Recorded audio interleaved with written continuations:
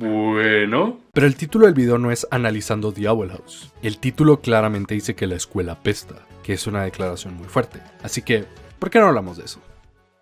Paulo Freire fue un profesor, poeta, escritor y filósofo brasileño. Era conocido por sus teorías de pedagogía sobre el aprendizaje, así como proponer y ejecutar diversas campañas de alfabetización en las áreas más pobres de su país. Freire nació en una familia de clase baja en 1921, lo que le hizo experimentar de primera mano los horrores y el hambre que la precariedad económica puede traer a una familia gracias a la crisis económica de 1929. No es raro entonces que Freire fuera un socialista cristiano, inspirado por las escrituras de Engels, Marx, Hegel y las enseñanzas de Jesucristo, algo que puedes notar instantáneamente al leer sus dos trabajos más conocidos, La educación liberadora y La pedagogía del oprimido. Sería una actitud ingenua esperar que las clases dominantes desarrollasen una forma de educación que permitiese a las clases dominadas percibir las injusticias sociales en forma crítica. Freire, sin embargo, le da su propio giro a la filosofía socialista, uno que lo permite aplicarlo a la teoría de educación y volverla no una herramienta de control, sino una de crecimiento y autodescubrimiento. Se concentra en el amor, la esperanza y la posibilidad de que la educación eventualmente nos llevaría a un mundo mejor y más brillante. En la educación liberadora nos habla sobre cómo, para él, la verdadera educación era una herramienta para que las personas pudieran crear su propio camino en la vida, entender su mundo y liberarse a sí mismas de las cadenas que la sociedad ponía sobre ellos. Amor, libertad, igualdad, curiosidad y descubrimiento eran los pilares sobre los que Freire basaba su teoría educativa, donde el maestro no era un tirano de poder absoluto que depositaba sus conocimientos en las estúpidas mentes de los alumnos, sino un amigo y acompañante en la jornada sin fin que es el aprendizaje. También está su segundo libro, La pedagogía del oprimido, donde nos muestra cómo la educación actual se usa más como una forma de control de las masas, para mantener a los futuros trabajadores dóciles y listos para seguir órdenes. Como ya lo dije, Freire estaba fuertemente inspirado por Hegel, quien nos presentaba en su dialéctica la relación entre esclavo y maestro. Pero como Hegel me da miedo, traje un amigo para hablar de él, Prescott, quien de hecho también sacó otro video sobre The Owl House, pero más enfocado en Foucault. Adelante, explícanos Hegel. En la dialéctica del esclavo y el maestro de Hegel, se nos habla de cómo en nuestra sociedad actual existen dos clases sociales. Los maestros, que son los que dominan y tienen el poder sobre los esclavos. Esto puede ser poder político, económico o directamente físico.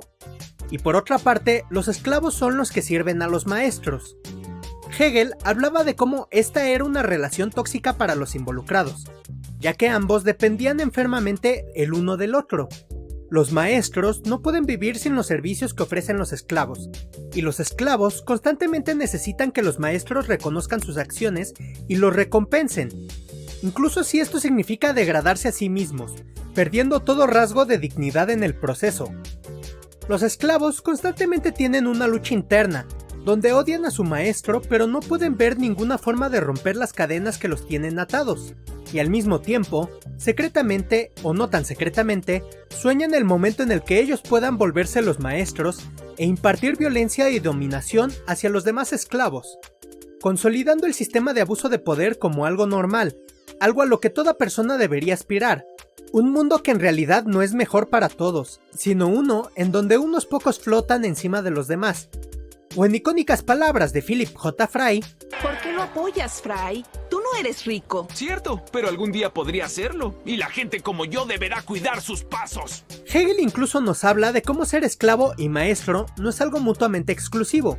Un trabajador puede ser un esclavo explotado en la fábrica, y al llegar a la casa volverse un maestro de su pareja, obligándole a cumplir todos sus caprichos, alimentarle y cuidarle como si fuera un sirviente, utilizando la misma violencia que usan contra él en el trabajo para abusar física y emocionalmente de su pareja, de cierta forma, experimentando ese poder que se le es negado en el trabajo. Algunos académicos modernos incluso nos hablan de cómo la cultura actual del autoempleo, el emprendimiento y la monetización de nuestros hobbies han creado un sistema donde una dialéctica existe dentro de nosotros mismos, donde somos simultáneamente esclavos y maestros, arquitectos de nuestra propia prisión. La deuda es una prisión de la que nunca podrás escapar. Es una gran verdad. Por otro lado, Hegel también nos habla de cómo los maestros no están en una posición tan cómoda como podría parecer a primera vista, ya que se prohíben muchas cosas por su posición de dominación constante. Su dependencia a los esclavos los vuelve inútiles para cuidarse ellos solos. Las artes, al ser algo inherentemente ligado a la clase trabajadora, queda fuera de su alcance y solo se vuelve un producto de consumo que las clases altas nunca podrán disfrutar o entender como lo hace la clase trabajadora. Y por supuesto, está el hecho de que también van a tener que cuidarse las espaldas de los esclavos, porque la opresión constante de una clase por otra solo puede terminar de una de dos formas. O los maestros dejan de oprimir por su propia cuenta, o los esclavos hacen que la Revolución Francesa de 1789 parezca una comedia familiar.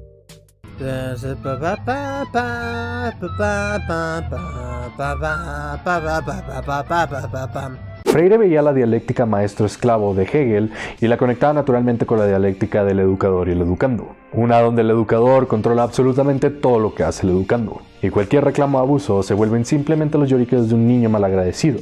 En palabras del propio Freire, tener más ya no es un privilegio deshumanizante e inauténtico de los demás y de sí mismos, sino un derecho inalienable. Derecho que conquistaron con su esfuerzo, con el coraje de correr riesgos. Si los otros, esos envidiosos, no tienen, es porque son incapaces y perezosos, a lo que se agrega todavía un mal agradecimiento injustificable frente a sus gestos de generosidad. Y dado que los oprimidos son mal agradecidos y envidiosos, son siempre vistos como enemigos potenciales a quienes se debe observar y vigilar. De ahí que los opresores se vayan apropiando también cada vez más de la ciencia como instrumento para sus finalidades, de la tecnología como fuerza indiscutible de mantenimiento del orden opresor con el cual manipulan y aplastan. el opresor ve al oprimido como una simple herramienta, una forma de alcanzar sus deseos, sin agencia ni autoridad sobre su propia vida. Freire estaba consciente que los opresores necesitaban una forma constante de mantener a los oprimidos en su lugar, hacerlos caer en el engaño de que con suficiente esfuerzo y dedicación, ellos también algún día podrían ser los opresores, de hacerlos creer que cualquiera que se quejara o criticara las condiciones de inigualdad en las que vivía, simplemente estaba celoso del éxito de los opresores, y quería volverse un parásito de su arduo trabajo. Y por supuesto, ¿qué mejor lugar para hacerle gaslighting a toda la sociedad que la escuela? Que es un lugar por el que, teóricamente, todos deberíamos pasar. De esta dialéctica es que nacen los dos conceptos más importantes en la pedagogía del oprimido: la educación bancaria y la educación problemática. Well, what is a teacher if not an authority figure? A king of children, if you will. La educación bancaria se llama así porque ve a los educandos como una caja o vasija vacía, donde el educador deposita sus conocimientos. En este modelo, entre más conocimiento deposita el educador en el educando, mejor educador es. Y entre más dócil y fácil de enseñarse al educado, mejor educado es. El educador es el protagonista de este modelo, el que todo lo sabe, el que no puede ser cuestionado, el que corrige, la autoridad suprema, mientras los educados son la vasija, un objeto en la obra teatral del profesor, un extra sin agencia, los que son tontos y deberían estar felices de que el educador siquiera se digna a compartir sus conocimientos con ellos. Esta narrativa se entierra en la cabeza de los educadores y los educandos. ¿Cuántos de nosotros no hemos tenido un profesor que cree que su palabra es la ley y que nosotros somos todos estúpidos? Mientras que los estudiantes realmente llegan a creerse que son idiotas que no saben nada. Es un modelo concentrado en la memorización, uno que desalienta cualquier intento de aprendizaje por cuenta propia y que desafíe los conocimientos del maestro. Si lo que quieres es aprender, este modelo no sirve para eso. Asusta a los estudiantes de buscar sus propias respuestas. Busca crear trabajadores que sean lo suficientemente inteligentes para operar la maquinaria del sistema que los oprime, pero no para cuestionar el status quo. El sistema existe para transformar la mentalidad de los oprimidos, no sus condiciones materiales que les oprimen, con la finalidad de lograr una mejor adaptación a la situación, lo cual facilita su dominación. La respuesta que Freire le da al problema de la educación bancaria viene en la educación problemática, un modelo en el que el educador y el educando trabajan juntos para encontrar nuevo conocimiento. El educador ya no es solo el que educa, sino que aprende cosas nuevas a través del diálogo y la comprensión con sus educandos. Al educar también se educa. Es de esta forma que ambos se transforman en sujetos del proceso, que crecen juntos y los argumentos de autoridad ya no rigen el aula. Un profesor equivocado no puede aferrarse a su punto incorrecto, porque estaría dispuesto a reconocer sus errores a través del diálogo y aprender algo nuevo. Es una relación de apoyo mutuo donde no existe un protagonista. Tanto educado como educador están en una relación de iguales, aprenden el uno del otro. Freire no lo pudo poner mejor. Nadie educa a nadie, nadie se educa a sí mismo. Los hombres se educan entre sí con la mediación del mundo. Esta es la razón por la cual la concepción problematizadora de la educación no puede servir al opresor. Ningún orden opresor soportaría el que los oprimidos empezaran a decir ¿por qué? Esta dialéctica se nos presenta en The Owl House con la introducción de Hexside, una escuela de magia en las Boiling Island donde los niños van a aprender sobre un tipo de magia específico y luego tienen que elegir ese solo camino mágico para practicarlo y ejercerlo por el resto de su vida sin posibilidad de siquiera experimentar con otras ramas. When you join a coven, all your other magic is sealed away. Si bien Luz ve a Hexside como su escuela soñada y donde finalmente puede ser ella misma, pronto se da cuenta que no es muy diferente a la escuela de la que viene y que sus instintos de aprender por sí misma y desafiarse son un problema aquí también. El sistema no quiere que aprenda lo que ella quiere. El sistema quiere que se conforme a un solo camino y que lo haga sin hacer muchas preguntas. Es imposible ignorar la ironía de que incluso en un mundo de fantasía y magia, Luz no puede escapar de las cadenas que son las expectativas sociales que la escuela pone sobre los niños. La magia, algo que debería ser hermoso y que libera a los niños, se vuelve tan solo otra forma de labor, una usada para servir a los maestros, en este caso el emperador. Experimentar con ella está mal visto, e intentar aprender por tu propia cuenta te vuelve un rebelde y es motivo de exilio. Aquí es donde entra Ida, la contraparte problemática para el educador bancario de Hexside, una anarquista de corazón que se niega a vivir en los límites de la sociedad, haciendo lo que la hace feliz sin dañar a nadie. Una mujer que decide vivir bajo su propia cuenta, con sus propias reglas y que constantemente desafía cualquier intento de la sociedad por hacerla conformarse a una caja tan estúpida como son las casas. Y lo más importante de todo, mientras Ida le enseña a Luz sobre cómo usar su magia, ella también aprende cosas nuevas, sobre sí misma, sobre el mundo, sobre Luz y sobre la misma magia que ella creía conocer también. Freyre estaría orgulloso, pues mediante el diálogo y el juego, Ida y Luz logran lo que él había soñado, una relación entre educador y educando donde son iguales. Ambos aprenden y mejoran sus condiciones materiales. But now I'm gonna save you. Yeah. Well, at least I got to see her misplaced confidence one last time. El emperador, como buen maestro, utiliza las escuelas, las leyes que él creó y una red de policías para consolidar su poder, lograr su propio objetivo, volverse el actor principal del cuento y a todos los demás simples accesorios para su obra de teatro. No es extraño entonces que la mayor amenaza a sus planes y objetivos no es nadie más que Luz, la niña humana y probablemente la representación más pura de la educación liberadora y problemática en este universo. Una niña curiosa que no se deja aplastar por un mundo que la quiere ver conformarse a su estado como oprimida. Luz no tiene miedo a aprender por sí misma, desafiar el status quo y ser la peor pesadilla de cualquier opresor. Una oprimida que hace la pregunta, ¿por qué? Go be a hero. I may have lost, but so have you.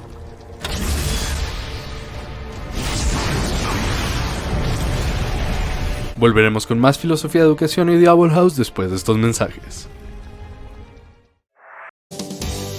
¿Han notado cómo a los niños les encanta jugar? Como si fuera algo natural para ellos, y parece que es lo único que les importa. Bueno, resulta que esto es porque realmente es un proceso de aprendizaje para ellos. Registros antropológicos indican que en las culturas cazadoras-recolectoras, el juego era una parte fundamental para que los niños aprendieran las habilidades necesarias para ser miembros útiles de la sociedad. Jugaban cazando animales pequeños, así como aprendiendo a crear herramientas y desarrollar técnicas de recolección. Una vez tenían la edad necesaria para unirse como adultos a la sociedad, no les era tan difícil asimilarse con sus mayores porque habían pasado toda su infancia aprendiendo las cosas que necesitaban. Para muchas de estas culturas antiguas, no existe una diferencia entre el juego, una actividad que hacías para divertirte con tus amigos y pasar el tiempo, y el trabajo, una actividad que hacías para ayudar a la comunidad y asegurar la supervivencia de tu grupo. Eran uno y el mismo. Pero en algún momento hace alrededor de 12.000 años, los humanos empezamos a desarrollar la agricultura. Con ello vino el concepto de propiedad privada y la idea de que una persona podía ser dueña de grandes cantidades de tierra y ser acreedora de todo el fruto que se producía en esta, incluso si es incapaz de trabajar solo toda esa tierra. Así que necesitábamos más manos trabajando en esos campos. ¿Y quién resulta tener manos? Los niños. Pasamos de una sociedad que motiva a los niños a jugar y hacer lo que quieran con su tiempo libre a una que les requiere trabajando en el campo con tareas repetitivas y donde jugar no entra en la responsabilidad del nuevo hogar. Por naturaleza, los niños son curiosos y respondones, siempre cuestionándose cualquier cosa que les pongan enfrente y queriendo ver cómo funciona el mundo a su alrededor, algo que no funciona si quieres trabajadores obedientes que sigan órdenes y trabajen sin preguntar muchas cosas. La escuela se crea como una respuesta a este cambio, un lugar donde se podía obligar a los niños a conformarse y dejar de hacer preguntas, enseñarles disciplina, obediencia y no cuestionar a sus mayores ni superiores por nada del mundo. Es por esto que la industria ve a la escuela como una forma de crear mejores trabajadores, y lo puedes ver en las cosas más cruciales que te enseñan en la primaria: puntualidad, seguir órdenes, tolerancia para largas horas de tedioso trabajo y la mínima capacidad para leer y escribir. Solo lo necesario para operar la maquinaria y funcionar en el mundo, pero no para que se cuestionen sus situaciones. Desde esta perspectiva, entre más aburrido y tediosos sean los temas que se enseñan en la escuela, es mejor para la gente al poder. Porque al final del día, si les enseñas a los niños que tienen que pasar 6 horas de su vida odiando lo que están haciendo, aburridos, pero aún así legal y moralmente obligados a estar ahí en contra de su voluntad, entonces cuando sean adultos y tengan que hacer lo mismo por 8 o 9 horas al día para ganar un salario, lo verán como algo natural y no como el abuso que realmente es. Como Freire dijo, la agencia de los educandos no existe en este modelo. Ellos no saben nada y son afortunados de que el educador deposite sus conocimientos en ellos. Incluso cuando, históricamente, los niños aprenden mucho más siguiendo sus instintos naturales y jugando con su mundo.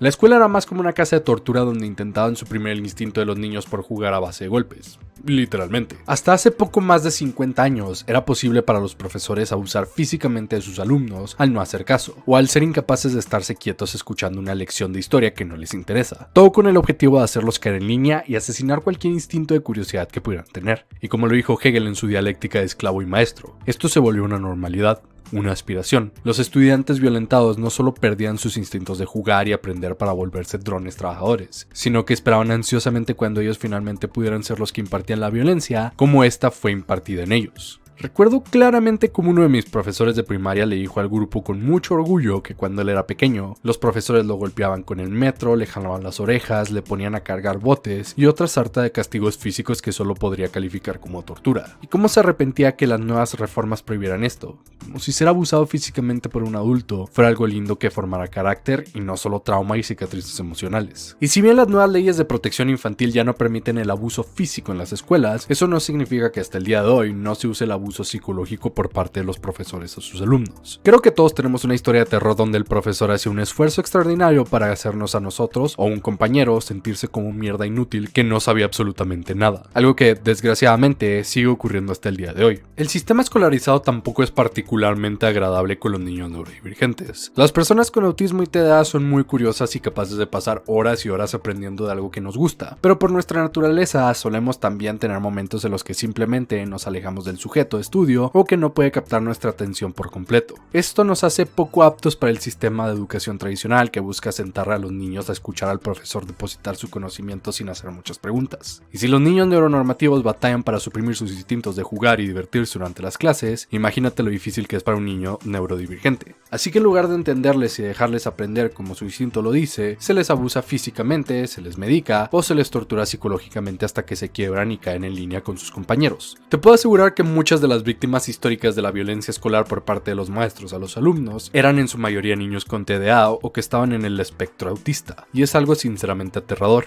Existe una razón por la que se dice que es casi imposible distinguir entre los síntomas del autismo y los síntomas del trauma por abuso psicológico debido a la falta de entendimiento del autismo. También está el hecho de que la forma general en la que evaluamos el conocimiento que forzamos en los estudiantes es terrible. Para empezar, el concepto de inteligencia como lo tenemos ahora es una fantasmagoría para hacer que los que no tienen habilidades útiles para el mercado se sientan como basura. La escuela se concentra mucho en conocimiento útil, que se puede traducir simplemente en lo que va a crear a los mejores trabajadores o drones. Alguien que es malo en matemáticas puede ser un genio en el arte y la resolución de problemas lógicos, y no hace a uno mejor que el otro. Y los exámenes son sinceramente uno de los peores métodos para evaluar el conocimiento de tus alumnos, porque no evalúan conocimiento, evalúan tu capacidad de memorizar, que es muy diferente. He hecho cientos de exámenes donde simplemente vomité lo que memoricé y no recuerdo absolutamente nada de ellos. Y peor aún, esto solo causa estrés innecesario a los niños, premiando a los que saben memorizar y castigando a los que se ponen nerviosos o pueden mostrar su conocimiento de otras formas. Es una posibilidad muy real que un niño que reprobó un examen sepa más que el que sacó 10 porque uno era mejor para memorizar que el otro. Pero esto no sirve, porque una vez esa información es depositada en el examen, puede ser desechada sin problemas. El sistema educativo está construido a base de tortura, obediencia y la necesidad de aplastar todo instinto de los niños. Carl Sagan lo dijo perfectamente. Vas y hablas con niños del jardín de infancia o de primero de primaria y te encuentras con una clase llena de pequeños entusiastas de la ciencia. Te hacen preguntas profundas. Te pregunta: ¿qué es un sueño? ¿por qué tenemos dedos en los pies? ¿Por qué la luna es redonda? ¿Cuál es el cumpleaños del mundo? ¿Por qué el pasto es verde? Estas son profundas e importantes preguntas. Y simplemente nacen de ellos. vas y hablas con niños de secundaria y ya no existe nada de eso, ya no son curiosos. Algo terrible les ha pasado entre el jardín de infancia y la secundaria. Sin miedo a equivocarme, les puedo decir que cuento con los dedos de las manos las cosas que realmente aprendí en la escuela antes de entrar a la universidad. Sin contar leer y sumar, casi no recuerdo aprender nada en el salón de clases más que cómo estructurar correctamente un trabajo de investigación, así como crear una sección bibliográfica en formato APA correctamente. Gracias a mi TDA muchas veces terminaba pasando la mayor parte de la clase distraído, soñando con los ojos abiertos, pensando en otras cosas que me interesaban más o platicando con mis amigos. Pasé con buenas calificaciones porque mi conocimiento variado era lo suficiente para poder con el temario escolar. Pero si me preguntas qué aprendí jugando, investigando por mi propia cuenta y simplemente siguiendo mis propios intereses, estaríamos aquí todo el día. Aprendí a escribir narrativa ficticia, cómo funcionan los videojuegos, el mecanismo interno de diversos aparatos electrónicos. Desarmaba Bionicles y los volví otros monstruos completamente nuevo. Creaba complejas historias con mis juguetes que me entrenarían cuando estuviera escribiendo algo que realmente interesaba. O me ponía a experimentar qué pasaba en Halo si usaba trucos de vida infinita, o modificaba el código de los emuladores de Pokémon. Estaba jugando y sin embargo, ese juego sería lo que me definiría como persona, así como los intereses que en el futuro me llevarían a ser quien soy. Y la escuela no tuvo nada que ver en eso. Los niños son inteligentes y curiosos por naturaleza. Solemos subestimarlos mucho en tanto a las cosas que pueden aprender, pero déjalos solos con un montón de juguetes, juegos y actividades divertidas relacionadas con algún campo de aprendizaje y verás cómo ellos solos aprenderán y se volverán maestros de un tema por su propia voluntad, sin tener que obligarlos a estar quietos por 6 horas de su vida en la escuela, obligándolos a aprender cosas que no les interesan de forma extremadamente aburrida. Esto lo podemos conectar con la idea marxista de que el trabajo es algo que le da sentido a la vida de los adultos, que nos da dignidad y un propósito. Para los niños, el jugar y aprender son uno mismo. Es lo que le da sentido a su existencia y lo que los hace felices. Y aquí es donde entra The Owl House, que nos demuestra que la escuela en realidad no existe para enseñar o cultivar mentes, sino para controlar y apaciguar. Luz es una niña increíblemente inteligente y curiosa. Ella sola ha investigado cosas sobre su interés hasta volverse bastante buena para su edad. Edición de video, escritura, dibujo e incluso zoología. Claro, de animales raros y venenosos, pero zoología al final de cuentas. Pero como todo esto la hace rara y salirse de la raya, el sistema intenta constantemente regañarla y hacerla sentirse avergonzada por sus gustos, alineándola de los demás. Vamos, la serie es tan directa con este mensaje que en el primer capítulo su mamá intenta hacerla ir a un campamento de verano donde aplastarán sus instintos de curiosidad y juego para hacerla caer en línea con sus compañeros y conformarse a las expectativas de la sociedad. You may need to spend the summer here. ¿Y qué podría ser más irónico para Luz que cuando finalmente llega al mundo de fantasía con el que tanto soñó y creía ser entendida, resulta que también aquí es un pez fuera del agua? Porque al igual que en su mundo, está lleno de restricciones y reglas impuestas por figuras de autoridad que quieren hacer a todos conformarse con lo que les toca y no hacer muchas preguntas. Cadenas de opresión que se ponen en el cuerpo de los habitantes de las Boiling Island, prohibiéndolos alcanzar sus verdaderos potenciales, haciendo ver a Luz como un alienígena con ideas radicales que solo quiere destruir lo que con tanto esfuerzo quiere hacer el emperador. Un mundo cruel que solo sirve para consolidar el poder y oprimir a la gente, como en la Tierra. En el universo de The Owl House, las brujas tenían una conexión con el mundo y su magia. Podían practicarla libremente, experimentando con ella y aprendiendo cosas nuevas sobre su origen y sobre ellos mismos, explorando sus poderes de una manera natural y que se sentía correcta, no muy diferente a como los niños aprenden jugando. Llega el emperador y cambia la narrativa. Llama a esa magia salvaje y dice que es caótica y peligrosa y mala. Instaura el sistema de casas, donde las brujas y brujos son obligados a limitarse a la magia que pueden hacer, yendo en contra de su naturaleza de explorar y practicar la magia que los hace felices. Se levantan escuelas sobre este modelo que prohíben a los niños aprender más de un tipo de magia, porque si igual entrar a una casa cuando sean mayores, no existe razón para dejarlos explorar otras áreas. Como en nuestro mundo, las escuelas no existen para enseñar a los niños y cultivar sus mentes. Existen para hacerlos caer en línea y obedecer a la autoridad, para creer en el poder absoluto del emperador, crear consentimiento y no cuestionar nunca la autoridad, algo que como Ida lo explica constantemente, es una antítesis a la verdadera naturaleza de la magia. Fuerza a los niños a suprimir su verdadero potencial a cambio de encajar en la sociedad y hacer algo que se considera útil. Los obliga a elegir un solo camino al cual dedicarse toda su vida, sin oportunidad de aprender algo nuevo o salirse de su caja, literalmente encadenados a un solo estilo de magia. Claro, se pueden volver parte de la casa del emperador y practicar toda la magia sin restricciones, pero esto los vuelve super policías, y como dirían Hegel y Freire, se vuelven opresores, consolidando la fantasía de que la verdadera libertad solo puede existir mediante el abuso de la autoridad, que la única verdadera fantasía del oprimido es eventualmente volverse un opresor y ejecutar las leyes injustas que le oprimen. No muy diferente de nuestro mundo, cuando a los niños salen de la prepa ya se les pide que elijan una carrera que podría ser a lo que se van a dedicar el resto de su vida, sin saber mucho de cómo funciona el mundo y sin conocerse a sí mismos. Es poner un peso terrible sobre sus hombros para el que aún no están listos. Este sistema solo crea sufrimiento e inconformidad. Lo podemos ver en los 3 chicos en detención. El sistema les limita solo a aprender una cosa, incluso cuando están interesados en diversos temas y las formas en las que se pueden explorar. O peor, les puede pasar como a Willow, quien por querer entrar en un campo de estudio que la sociedad espera de ella, corría el riesgo de ser una bruja terrible en un sujeto de estudio que no le interesaba para nada, mientras su talento en la magia de plantas era desperdiciado porque no podía estudiarlo. Efectivamente, haciéndola sentirse como una inútil sin lugar en el mundo, solo por seguir las restrictivas normas de la escuela. Si las brujas y brujos de este mundo quieren dedicarse a un solo sujeto de estudio como Willow y Gus, deberían tener la oportunidad de hacerlo, pero no debería ser algo forzado y la única opción de que tienen. Al final, volvemos a la teoría de educación y juego infantil. Los niños y los educados saben lo que quieren, y con las herramientas correctas, pueden volverse maestros de lo que les gusta sin la necesidad de usar violencia física y psicológica para hacer una actividad antinatural para ellos.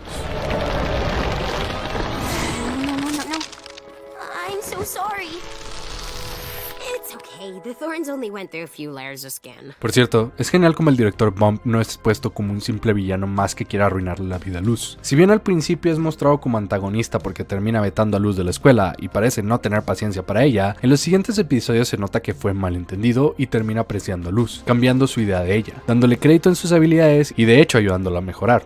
A su manera. Hubiera sido tan fácil escribirlo como este anciano amargado que hace todo lo posible para limitar a Luz, poniéndose en su camino y siendo un obstáculo constante, pero no. Los escritores y directores lo dejaron como este hombre bien intencionado que en serio se preocupa por sus estudiantes y solo quiere lo mejor para ellos. Es amable, es comprensivo e intenta ayudar a sus estudiantes en todo lo que puede. Su problema siendo más que nada un pensamiento anticuado que termina atrapándolo en las cadenas de un sistema que no está diseñado para que los niños aprendan, sino para oprimirlos, hace que no pueda lograr su objetivo. Para él es imposible comprender cómo es posible que los niños estén sufriendo en el sistema si es lo único que conoce. Lo bueno es que parece que Luz está llegándole a su corazón, y poco a poco lo hace darse cuenta que tal vez el sistema en que tanto confía no sea tan bueno como él creía, dejando a Luz, y a cualquier estudiante que así lo quiera, estudiar en diversos cursos, plantando así la semilla para desmantelar el sistema educativo creado para oprimir a los brujos y brujas.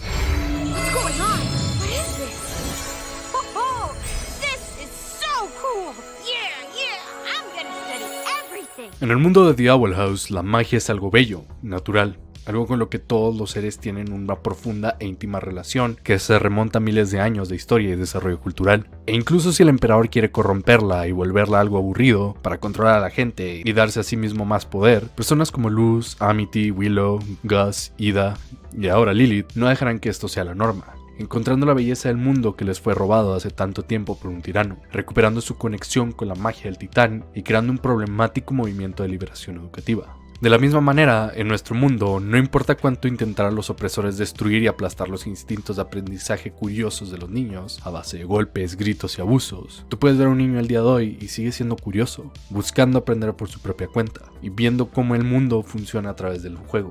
No importa el castigo, no importa la tortura ni el dolor, siempre encontramos una forma de reencontrar con nuestra naturaleza curiosa, de aprender a nuestra forma, darle sentido a nuestras vidas a través del juego y el trabajo, no importa cuánto intenten reprimirnos.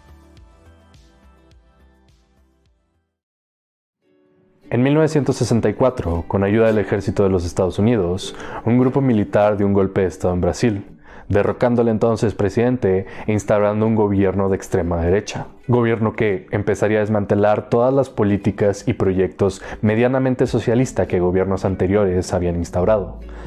Entre ellas, las reformas educativas de Paulo Freire. Todos esos programas que habían ayudado a miles de personas brasileñas a leer, escribir y hacer sus propias investigaciones, desaparecieron de un día para otro, volviendo a Brasil, nuevamente, un lugar con educación bancaria, uno donde la educación solo es otra herramienta más para controlar a la población. Es gracioso que una de las primeras cosas que los golpistas hicieron una vez en el poder fuera perseguir a Freire, encarcelarlo y luego exiliarlo a Chile. Sabían que sus ideas y filosofías eran una amenaza para su gobierno totalitario y debían ser eliminadas. Todo su arduo trabajo para hacer a Brasil un mejor lugar para su gente y él marcado como un traidor de su país. Un hombre más débil se hubiera roto, pero no Paulo Freire. Lo podías ver en entrevistas y pláticas, siempre con una sonrisa y una energía que no esperarías de un hombre de su edad, hablando con una pasión inigualable del poder de la educación como una fuerza liberadora, que nos podía hacer mejores personas. Esta energía y fuego dentro de él sobrevivió hasta el día de su muerte, en 1997.